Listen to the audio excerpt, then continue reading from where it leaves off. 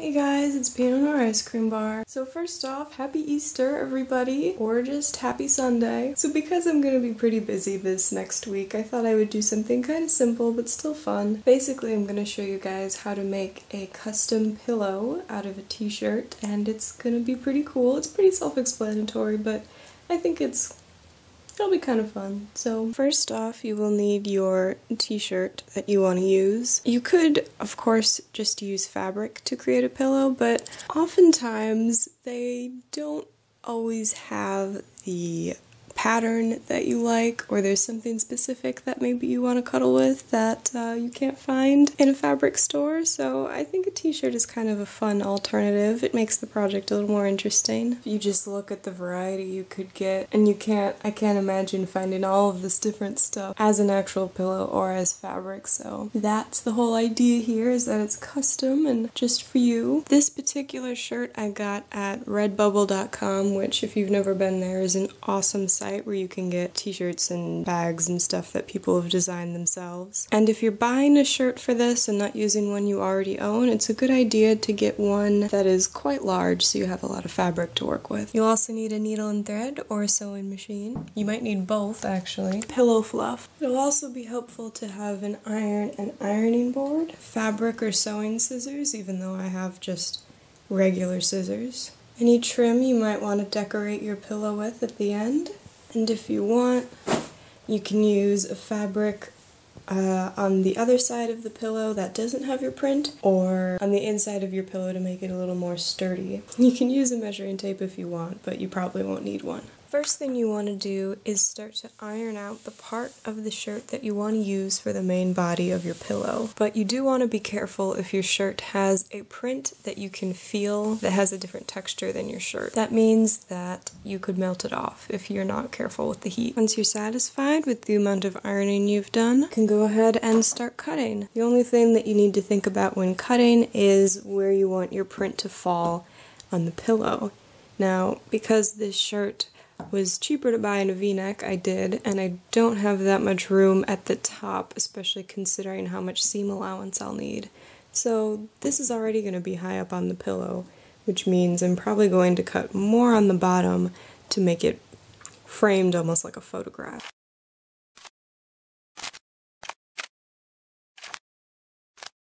And there you have your basic pillow. And at the end, if you want to just fold your fabric over and make sure that you've got nice straight lines, that's always a good idea. I also did another quick pass of ironing at this point. It's important to iron before you cut so you're not cutting in a wonky sort of way, but it's nice to iron after you cut as well. I have nothing against hand sewing. Hand sewing is awesome.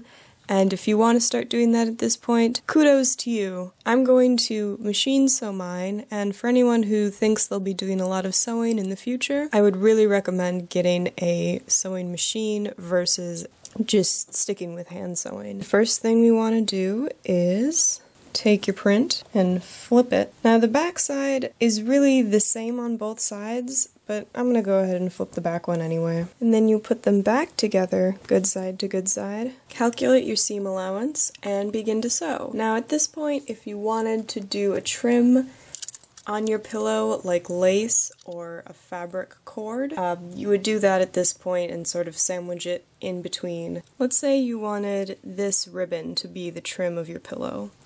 What you would do is you would line it up with the bottom of your fabric and sandwich it in between, and then continue sewing as normal, so that way when you flip it inside out, this is on the outside, not on the inside. If you're doing something more like a rope cord, that's something you'll probably find is easier to do at the end. Now I've sewn all four sides of the pillow, and I'm just stopping when I have about this much space left. And now it's time to stuff. First you need to flip your fabric side out, so you can go ahead and do that. Alright, we have what our pillow will look like when it's finished, sort of. Anyway, now you can just start stuffing.